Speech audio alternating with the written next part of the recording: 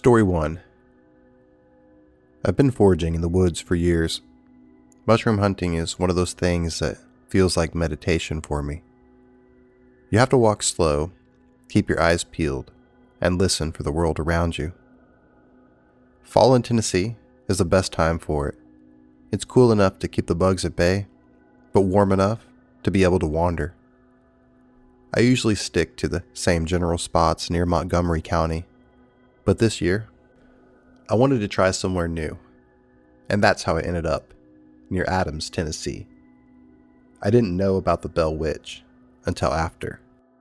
I parked near a dirt turnoff, just past a rusted out cattle gate. No one around for miles. The land wasn't marked, and the trails were unmaintained. They were my favorite kind. I was mostly looking for chanterelle mushrooms, or maybe some morel if I got lucky. The trouble started when I couldn't find my way back to the truck. I wandered deeper than usual, following a small ravine that I thought looped back towards the road, but it didn't. I remember pausing, checking the sun through the tree canopy. It was still high, so no need to panic. I kept going, except nothing looked familiar anymore. I realized then that I didn't mark my entry point. My battery bank that I had with me, I left it in the truck. And of course, my phone was dead. I figured if I walked downhill, I'd hit a road or a stream that would get me oriented. That was around 3 p.m. By 5:30, I was still wandering, and the sky was already dimming. I wasn't scared yet, just pissed at myself. I'd made a stupid mistake, but I had water, a knife, and a decent windbreaker. I wasn't even in survivalist mode yet. By the time I admitted that I was lost, the sun had dipped and the woods went quiet. Too quiet. If you've ever been in the forest at night, you know there's usually a chorus of crickets, owls, maybe a coyote in the distance. But around me, just wind and the occasional creak of the trees. I found a hollowed out tree just before full dark and decided that's where I would hunker down for the night, and I didn't sleep much.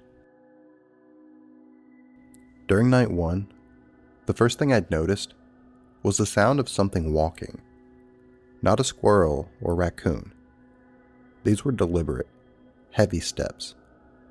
2 feet, and then there was a pause, then another step, like it was circling me. I held my breath. I didn't have a flashlight, only a cheap little headlamp that barely lit up a few feet ahead, and I didn't dare turn it on. I grabbed my knife and stayed in the hollowed out tree, breathing shallow, with my heart pounding. The walking went on for what felt like an hour. Branches snapped under feet, loud ones, like the ones that only break under real weight. At one point, it sounded like whatever it was actually sat down just outside, and I could hear it breathing. But when I finally got brave enough to peek out, I didn't see anything, not even tracks, just leaves and silence. I stayed awake until sunrise. On day 2, I started walking again at first light. My plan was the same: follow the terrain downhill. I rationed my water and found a few late-season persimmons along the way. No mushrooms that day, and I wasn't exactly in the mood to go looking for them. Around noon, I found something strange: a pile of stones. They weren't natural.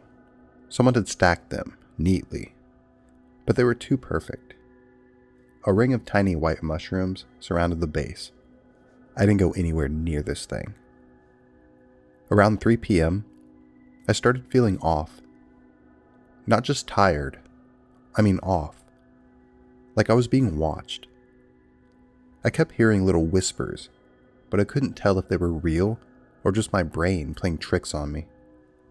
My head ached. I got chills, even though it was still warm out. That night, I found this large rock overhang by a creek, and I curled up underneath it. On night 2, I woke up to the feeling of something watching me. Not just the sense of unease. I knew something was out there. I sat up slowly, trying not to make a noise. And then I saw them. 2 glowing eyes, about 5 feet away. They were low to the ground, but too spaced out to be any kind of animal that I knew. It wasn't a raccoon, not a fox, not even a coyote. The weirdest thing was, they blinked, like a person. I stayed completely still. The eyes didn't move for maybe 10 minutes, and then, gone. Like they blinked, and never opened again. I tried to go back to sleep, but maybe an hour later, I felt a yank on my scalp, hard enough to pull my whole body sideways. I scrambled up, grasping, slapping at nothing. My hair was tangled with leaves and debris. No sign of what might have grabbed me. No tracks, no breeze, just me and the night. I didn't sleep after that. By day 3, I wasn't even trying to act tough. I was scared. I felt delirious, like I was dreaming but awake. I stopped checking the sun. I stopped looking for trails. I just started walking. I kept hearing that whisper again, but this time, it wasn't random. It was a language. I couldn't tell what it was or what it was saying, but it was rhythmic, like chanting. I started responding. I don't even remember the words or if they even were words, but I know I was talking back. It felt like I had to. I came across this old stump with moss growing in the shape of a ring. I had maybe half a bottle of water and left a few withered mushrooms in my foraging sack. I don't know why, but I knelt down and laid the mushrooms in the center of the stump, carefully, like an offering. After that, the whispering stopped. I took 10 more steps and saw a break in the trees, a utility pole. The first sign of civilization in 3 days. I stumbled out of the woods onto a gravel road. My lips were cracked, and my head was swimming. About an hour later, I flagged down a pickup. The guy gave me water, and he called the Rangers. They found my location and timeline. Told me I'd been lost in a section of the forest just 2 miles from the Bell Witch Cave. One of the Rangers, a younger guy, tried to lighten the mood and joked about haunted mushrooms. But the older one, he didn't laugh. He looked at me for a long time, and then he said, "You're lucky. She didn't keep you." I didn't sleep right for a while after that. I had weird dreams. I heard whispering in my own house for a few days. One morning, I woke up with leaves in my hair, even though my doors had been locked. I threw out all of my gear from that trip, my knife, my clothes, even the backpack that I was wearing. I couldn't stand the smell of the woods for a while. I couldn't stand mushrooms either. I looked up the Bell Witch later. She was said to be a spirit that tormented the Bell family in the early 1800s, whispering, shaking beds, yanking hair. She even predicted deaths. People who visited the cave near Adams reported similar things, getting lost, seeing strange shapes, and hearing voices. Some people think she was never a witch, just something older. I don't know what you believe or what I believe, but I know what I felt. Whatever I talked to on that 3rd day, it wasn't a hallucination. It wasn't fear or dehydration. It was real. Story 2. They say Black Forest, Colorado got its name because of how thick the trees are, how they shut out the sun even on clear days. But my grandfather used to tell me that that wasn't the real reason. It's called black because it's not clean, he said. Something old lives in those woods, and it remembers things. He was full-blooded Lakota, proud, quiet, and hard as nails. When he talked about the forest, he didn't do it like he was telling me a ghost story to try to keep me close to camp. He did it like someone warning you about a road that was washed out from a flood. No drama, just facts. "It's not clean," he repeated. I didn't get it as a kid. I thought he meant pollution, maybe an illegal dump site. But years later, after he passed and I moved to Colorado for work, I started getting back into solo hiking. I remembered the name, Black Forest. It wasn't far and remote enough to feel like real wilderness. So I went. I packed light, carried my GPS, a good knife, water, and my phone. I planned to be back by nightfall, so I didn't tell anyone where I was going. That was my first mistake. The trailhead was barely marked. I had to park off a gravel road and walk a quarter of a mile just to find the start. I signed into this trail log, only one name before mine, a guy named Thomas, written 4 days ago. No sign of his checkout. The air was cool, thin, and still. It was really quiet, like the kind of quiet when your ears start ringing a little.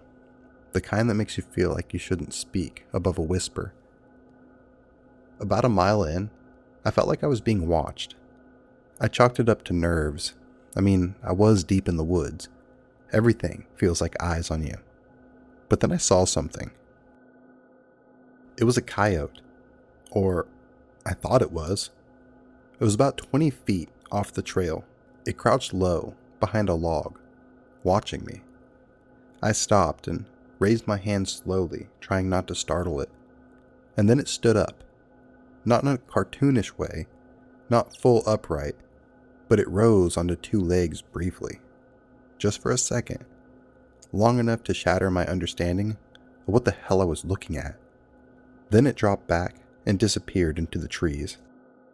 I laughed out loud, just to break the tension. What the hell was that? And then I heard a whisper, right in my left ear, like someone was standing shoulder to shoulder with me, just out of sight. I spun around, but there's nothing there. That whisper wasn't carried on through the wind. It didn't fade from a distance. It started next to me. Just a few words, in a language that I didn't recognize. I should have turned back, but I didn't. Curiosity over fear, I guess. So I kept walking. 5 miles in, I started seeing signs. Weird stuff. First was a rabbit. It was skinned, and its legs were nailed to a tree trunk, body dangling like some kind of a warning ritual. Then a fire pit, still smoldering. Fresh ashes, maybe half an hour old, but no footprints, and no people. Just smoke and emptiness. Then my GPS started glitching. I'd taken the same trail markers going in, but now, when I tried to retrace my steps, I ended up looping back to the same clearing. There was the same rock with a red X that someone had spray painted on it. The third time that I hit that rock, I checked my GPS. It showed me walking in a straight line, but the trail didn't match. It was like the map and the land weren't on speaking terms. I decided to bushwhack back west, straight towards my car. My compass still worked. I could cut my way back and pick up the service road if I needed to. And that's when I saw him. About 40 yards out, crouched low in a bush, a man. He was completely naked, pale skin, caked with dirt, chest rising and falling like a feral animal. But the worst part was what he wore on his head. It was an elk's skull. Massive antlers with a dried hide. A crude strap kept it tight on his face. He wasn't moving, just watching. His eyes were black holes beneath that bone. I didn't yell. I didn't run. I just slowly backed away, turned, and started moving fast, but quiet. I didn't hear him follow. It took hours. My legs cramped. I ran out of water. My nerves were shot. Every branch crack made my heart spike. Every gust of wind made me flinch, but eventually, I found the gravel road. I didn't even get into the car right away. I just leaned on it, bent over, and nearly puked from relief. That's when I saw the back door. My car was dusty from the road, but there, carved through the grime and even into the metal, just above the bumper, were 3 words. Do not return. I didn't go to the police. What would I say? Yeah, hi. I went hiking alone in a forest my grandfather told me was cursed, and I saw a naked guy in an elk mask. Oh, and my GPS lied to me. Right. I just drove all the way back to town. I didn't stop once. When I got home, I showered for what felt like hours. I scrubbed my skin raw. Then I did the dumbest thing that I could have done. I looked up that area online.